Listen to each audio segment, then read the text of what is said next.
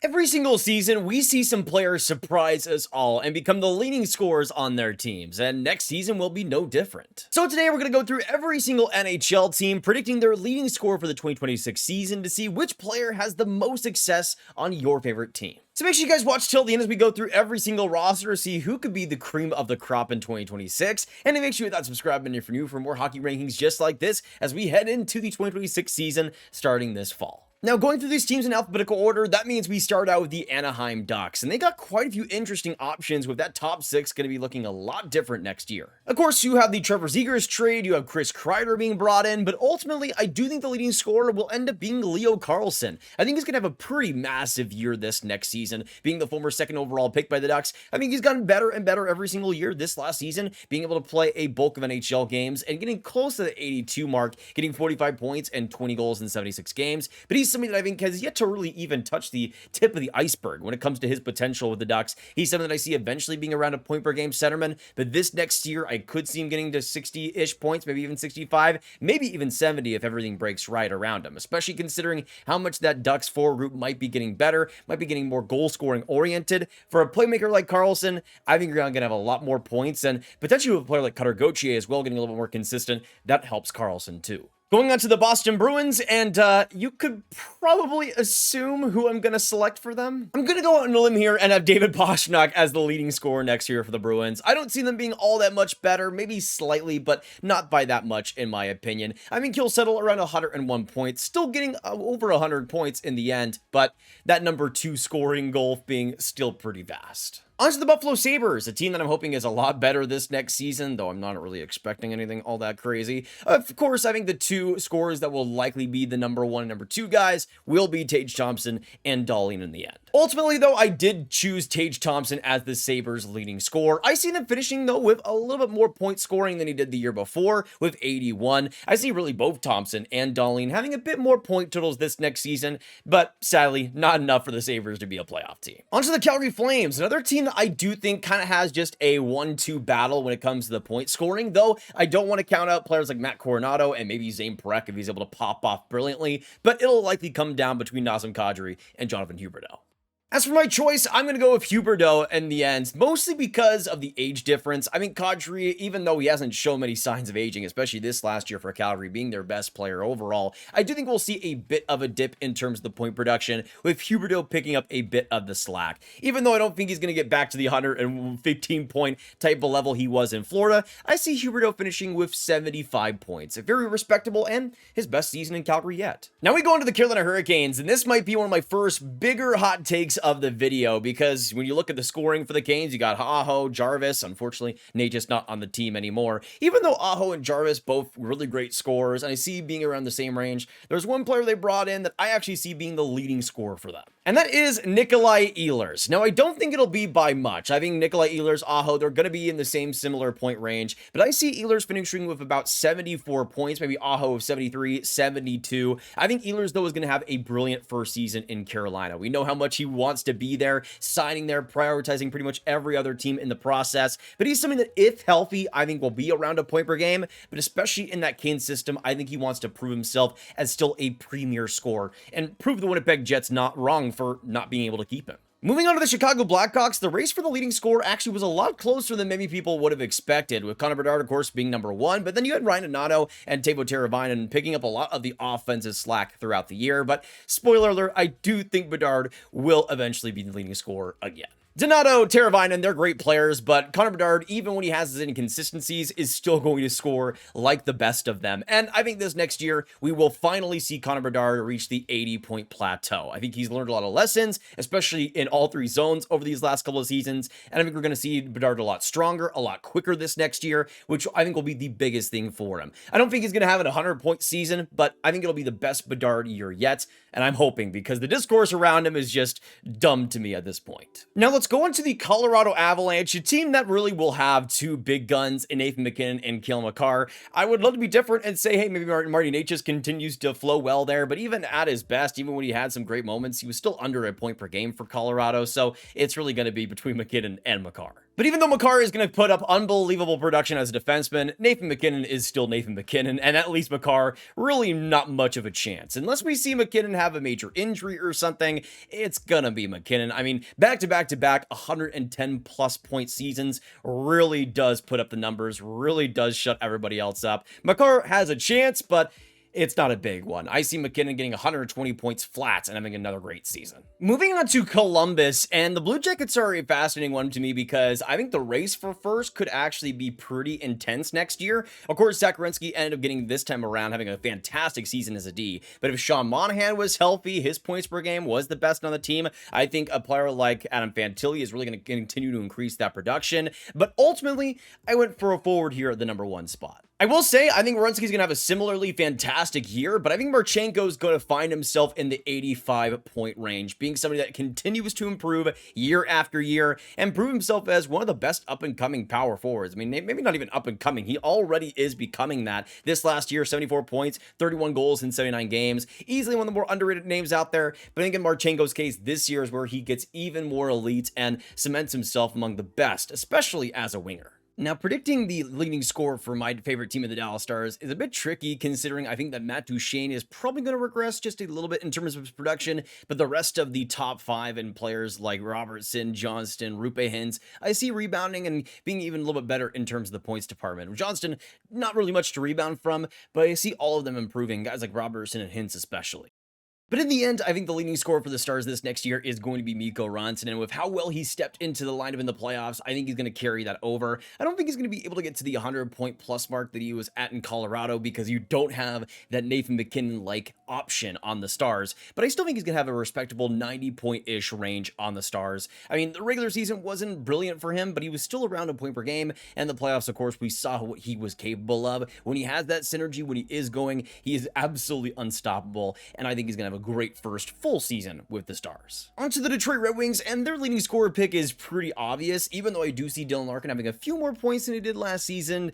#1, I think, is going to stay #1. And that is, of course, Lucas Raymond, who has turned into one of the brightest young players in the league, and rightfully so. The skill set is on display for everyone to see, and it's fantastic to watch. I mean, these last couple of seasons, seeing the improvement in the points totals, going from 72 points last year to 80 points this season, I'm going to see another pretty solid bump. I'm going to see an 84-point season. Very respectable, continuing to improve that overall game too, but the offense continuing to be one of the best among younger players. Now on to the Edmonton Oilers, and they're an interesting one, of course, because of the Draisaitl and McDavid dynamic. I mean, if you said that Draisaitl would have been the leading scorer for the Oilers a year ago, it would have been a very interesting take for sure. But because of McDavid's so-so season for his standards, it's actually a bit of a debate for this next year. But ultimately, who I do think will lead the Oilers in scoring this next season is Connor McDavid. I think he's going to be out for vengeance with the back-to-back Stanley Cup final losses, and in the regular season, at least, he is going to show it. I mean, 100 points this last season, I think we're going to see him maybe not get to the 150 type of level that we saw before, but I think 125 is pretty respectable. Draisaitl maybe slightly less, McDavid quite a bit more. Now predicting the leading score for the team that has foiled the Oilers in back-to-back seasons in the Florida Panthers. This is a pretty interesting debate too, because I think there are a few really good options that could always be in the mix. Of course, you have Sam Reinhart, one of the bigger goal scorers of the past couple of seasons. You can never deny him. Alexander Barkov, even though the defensive game is, of course, the brightest thing about him, he actually was great in terms of the points per game. And then you have Matthew Tkachuk, who actually led the team in points per game with 1.10. Wasn't completely healthy last season for a big chunk of the year, but if he was, that would have averaged out to the highest scoring season for the Panthers. And ultimately, I do think it'll be Matthew Tkachuk who leads the Panthers in scoring next season. I think we're going to see a bit of a regular season resurgence out of him. We know what he's capable of in the playoffs, especially when he's injured. It feels like he almost gets better when it happens. But I think in Tkachuk's case, we're going to see him get back to kind of that first season in Florida. Maybe not 190 points or anything, but I see him getting back to the 90-point caliber of player that we know is possible from him. I'm going to predict 92 points out of him, hopefully a fully healthy season, because when he is healthy, there are a few players that are as entertaining as him. One team that I'm very confident on when it comes to leading scorer is the LA Kings, and I'm not even going to sugarcoat it at all. It's going to be Adrian Kempe. The question is how many points he'll get. Of course, in a contract year, it'll be really interesting to see how many goals he ends up acquiring, but I think it's going to be around 75 points or so. LA is a pretty balanced team offensively, but Kempe's still going to find a way to run away with things.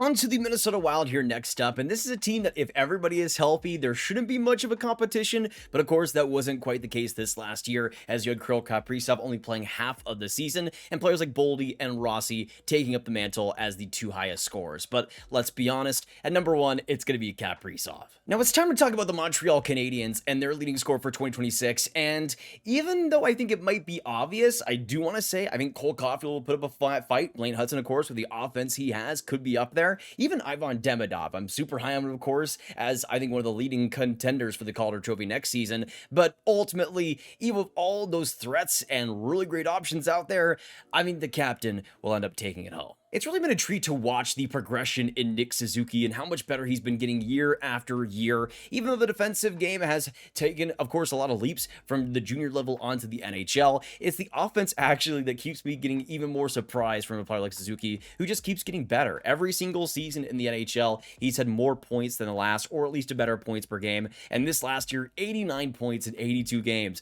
I honestly thought about a point per game was about the limit that we'd see out of Nick Suzuki in terms of his pure offensive potential. But this last year, he really put the team on his back and did some miraculous things. I think he's going to continue to do so. I don't think it'll be as high, but I see an 87-point season out of him. Maybe some more competition, but Suzuki's still taking the crown. Onto a team with not nearly as much competition in the Nashville Predators. I see it as a similar situation to Kaprizov and the Wild. If he's healthy, it's not really much of a debate. And when it's all said and done, I don't think it will be. I think Filip Forsberg will take the number one spot, getting around 81 points, which I think is about the sweep spot when we look at the last couple of seasons for him, defying all the logic. When Nashville's good, Forsberg is good. When Nashville's bad, Forsberg is still good. And even though I don't think this current team is really utilizing Forsberg's talents all that well, especially for the talent around him, he's still going to find a way to score. He's still going to find a way to be one of the most skilled players in the NHL, because that's exactly what he is. Now it's time to talk about the New Jersey Devils and their leading scorer, and predictions wise, it's hard to make one because of the health of Jack Hughes. In terms of the points per game, he was the best on New Jersey this last year, but Jesper Bratt has continued to be the definition of consistency, just bringing offense and playmaking so consistently over these past couple of seasons. So in terms of somebody that's more of a safe bet to be the leading scorer, Bratt might be that. But maybe this is a bit of wishful thinking, but I do hope this is the year, and I do think it'll be the year that Jack Hughes truly does explode. It's a bit of a shame because at the start of last season, he was unbelievable in terms of the production, bringing so much offense, so much consistency, but of course the injuries had to derail another season from him, which is such a shame because the talent here, the playmaking, it's at a sky-high level. And the goal scoring also, I think, has been something that has been a part of Jack Hughes' toolbox more than I thought it would be in the prime of his career. But this is somebody that has 100-point potential in terms of the points per game, was above that in 2023. So we'll just have to wait and see what happens there. But I think Hughes is going to get a lot more back to form, getting a 90-point season. Still not his best, but I think at least getting back on track will be important for him. On to the New York Islanders, a team that didn't have much offense to speak of last season. That mainly, though, being because of the massive injury to Matt Barzal. Bo Horvat was able to have a pretty solid season. I think he will have another one, but I see Barzal being the number one in the end. I mean, you could see him all the way down here at just 30 games and 20 points. Even if he was to carry over that points per game, he would still be among the highest scorers, just a smidge below Horvat. But I see Barzal getting to around the level he's usually at, around 65, 70 points. Still not the potential that I think Barzal still has, but considering the lackluster supporting cast on the island, I think Barzal will do just fine still. Now let's go into the New York Rangers, and I actually think there's a pretty interesting debate here, because even though I don't think Zibanejad, Fox, Trocheck are going to get close to Artemi Panarin, the one player I could see getting close is actually one they traded for midway throughout the year in JT Miller, who actually finished the season with the Rangers with 35 points in 32 games. And this might be one of my hotter takes of the video, but I actually see JT Miller getting 1 point above Artemi Panarin this next year. I think we saw a bit of a decline in terms of Panarin's efficiency and actual production this last season, and even though I don't think it'll be a massive decline by any means, I see Panarin being more of the low 80s rather than the high 80s, which for a player like JT Miller to continue that type of production, I think is just a pretty consistent offensive guy. He has his drawbacks, of course, but he's just really good at scoring at the end of the day, and I think he'll finish with around 84, 85 points. Just a smidge above Panarin, but enough to get that number one spot. Now we go on to the Ottawa Senators, and this is another team that I don't see having too much competition for the #1 spot, because ultimately I do think Tim Stützle will end up running away with it. It feels like we still haven't seen the tip of the iceberg when it comes to the potential of Stützle's game. He's something that I still think has way above 100-point potential when he's at his best, but it feels like year to year you're not really sure what to expect. This season, I think we'll see Stützle have a massive season, get up to 90 points, be Ottawa's leading scorer, and be a big reason why they could be a playoff team yet again. Now onto the Philadelphia Flyers and their leading scorer for next season. I think all of us would, and some of us might even just assume that Matvei Michkov would be the highest scorer for next season, but this last year, Travis Konecny was able to get 76 points, 13 points above Michkov at the #2 position. So in Konechny's case, it's kind of the best competition for Michkov right now. But even though Konechny is absolutely fantastic and a pretty under-the-radar top-line wing, I don't think it's going to matter much in the end, because I think Matvei Michkov is going to get that #1 spot. Now, we'll see how he ends up fitting in that Rick Tocchet system. That is still an interesting one. The jury's not out in that situation. But I do think in Michkov's case, he's going to continue to improve in the production, even if there might be some holes there defensively. And in terms of the physical game, what Michkov does best, he's going to continue to do so. Plus, I think we'll see a little bit more goal scoring, too, on top of it, getting 30-plus goals and finishing with 68 points. Let's move on to the Pittsburgh Penguins, and their leading scorer is gonna be Sidney Crosby. Rickard Rakell's fine, but Brian Rust might be traded, Erik Karlsson might be traded. There might be a substantial difference between #1 and #2, but don't get anything wrong. Sidney's still gonna be #1 pretty much no matter what. The Sharks are a bit more of a debate, but I do think even though there will be a clear winner at #1, I mean, they have competition. You have some pretty solid players like Eklund, Tyler Toffoli still cooking, Will Smith might take another jump. There's some options there for the Sharks. In the end, though, I still see Macklin Celebrini being the leading scorer and still leading by example for that Sharks team. William Eklund, I think, could be some pretty decent competition for that spot, but Celebrini, I still think, will take another decent jump and hopefully at least play a big chunk of the season and not miss as many games as he did, getting 63 points in 70 games. I'm going to predict 75 points in 82 games, and again, that health being a major improvement. Now, the Seattle Kraken are one of the hardest teams to predict on this list, I would say. They have so much balance in their roster, in their forward group. It's a weakness and a strength at times for them, but especially if they are to trade Jared McCann, which I think is a pretty strong possibility, that makes things especially interesting. McCann trade or not, though, I'm going to go on a bit of a limb here and go for Matty Beniers, who I still think people are underrating a bit here when it comes to the potential he has. He's become a really great two-way defensive forward, but the offense has yet to really pop since the rookie season, where he got 57 points, 24 goals in 80 games. But I think this next season, we're going to see a career high out of him. I still don't think he has 100-point potential or anything, but I think we're going to see a respectable 62-point season. Seattle is going to have a bunch of guys in the 40, 50, 60 range, but Beniers just barely rises to the top. On to the St. Louis Blues, and I'm just going to make the easy prediction and go for Robert Thomas, especially if Jordan Kyrou is traded. There's not a ton of competition. I see Holloway stepping back a little bit in terms of the point production. He had a fantastic breakout year, but I don't know if it's quite as sustainable. Guys like Buchnevich, they're solid scorers, but not at the level that Robert Thomas is at. He kind of reminds me a bit of a Nick Suzuki, where every single year you're seeing continual improvements in the production, in the overall game, and in Thomas's case, he just continues to be the best St. Louis Blue. I think also playing the full season will help him quite a bit, and I see him finishing with 88 points on the year. But let's blast through these next few and go on to the Tampa Bay Lightning to start things out here. This is, unfortunately, another pretty easy one, but not because the other players aren't good. Guys like Brandon Hagel getting 90 points, it does not get talked about enough. Braden Point continues to be elite. Jake Gensel as well. Victor Hedman also just continues to rack up points and goals, 15 goals this last year.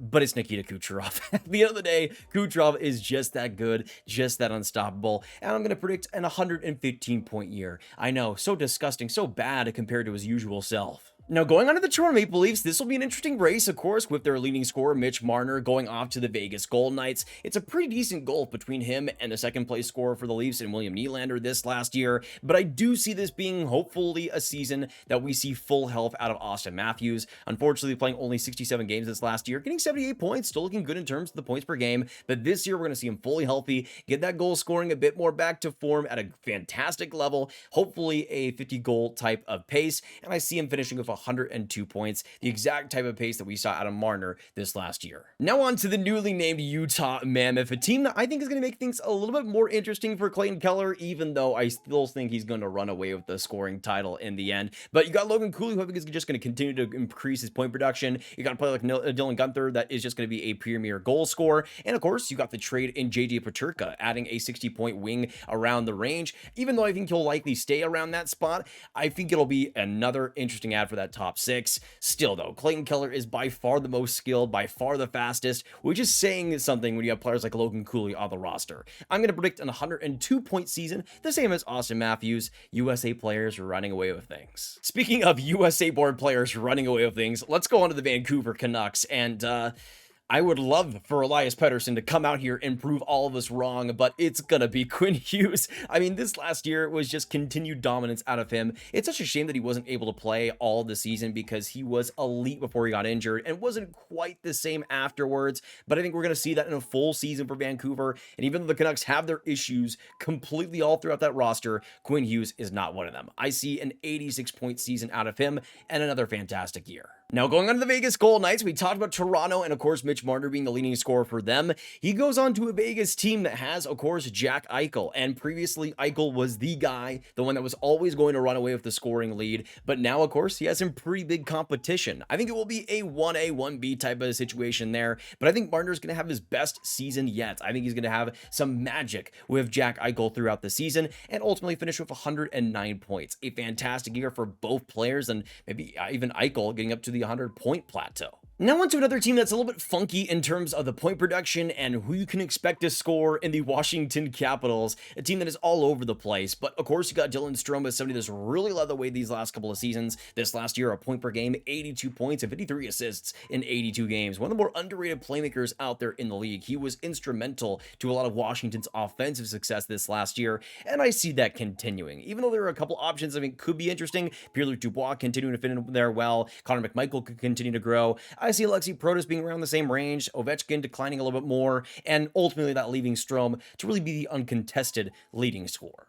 Now let's go into the last team here in the Winnipeg Jets, and predicting their leading scorer, I was debating going for a Mark Scheifele in this position, but you got Kyle Connor, who scored 97 points, 41 goals this last year, and the big thing for him upcoming is a new contract. After 2026, he's going to be a free agent, and of course, the contract year bump almost always happens, especially for these top-end players. It just happened to a player we were talking about in Mitch Marner. I think it's going to happen yet again for Kyle Connor. I don't think it'll be a substantial raise, but I think Kyle Connor is going to have an 100 plus point season, getting 101 points by the end. A magical year for him that will ultimately get him paid the big bucks. But those are my predictions for every team's leading scorer this next season. Thank you guys so much for tuning in. If you guys enjoy, make sure you hit that like button, hit that subscribe and notification bell. Of course, comment down below your thoughts on all my rankings, all my picks, what you guys agreed and disagreed with, and for your favorite team, who do you see leading them in scoring? Unless you're a Bruins fan, I mean, it's pretty obvious. You don't have to tell me.